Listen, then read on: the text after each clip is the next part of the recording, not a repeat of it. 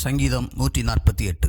அல்லேலூயா. வானங்களில் உள்ளவைகளை கர்த்தரை துதியுங்கள், உன்னதங்களில் அவரை துதியுங்கள். அவருடைய தூதர்களே, நீங்கள் யாவரும் அவரை துதியுங்கள். அவருடைய சேனைகளே, நீங்கள் யாவரும் அவரை துதியுங்கள். சூரிய சந்திரரே, அவரை துதியுங்கள். பிரகாசமுள்ள சகல நட்சத்திரங்களே, அவரை துதியுங்கள். வானாதி வானங்களே, அவரை துதியுங்கள். ஆகாய மண்டலத்தின் மேலுள்ள தண்ணீர்களே, அவரை துதியுங்கள். அவைகள் கர்த்தரின் நாமத்தை துதிக்க கடவது. அவர் கட்டளையிட அவைகள் சிருஷ்டிக்கப்பட்டது. அவர் அவைகளை என்றென்றைக்கும் உள்ள சதாகாலங்களிலும் நிலைக்கும்படி செய்தார். மாறாத பிரமாணத்தை அவைகளுக்கு நியமித்தார். பூமியில் உள்ளவைகளே, கர்த்தரை துதியுங்கள். மகாமச்சங்களே, சகல ஆழங்களே, அக்கினியே, கல்மழையே, உறைந்த மழையே, மூடுபனியே, அவர் சொற்படி செய்யும் பெருங்காற்றே, மலைகளே, சகல மேடுகளே, கனிமரங்களே, சகல கேதுருக்களே, காட்டு மிருகங்களே, சகல நாட்டு மிருகங்களே, ஊரும் பிராணிகளே, இறகுள்ள பறவைகளே, பூமியின் ராஜாக்களே, சகல ஜனங்களே, பிரபுக்களே, பூமியில் உள்ள சகல நியாயாதிபதிகளே, வாலிபரே, கன்னிகைகளே,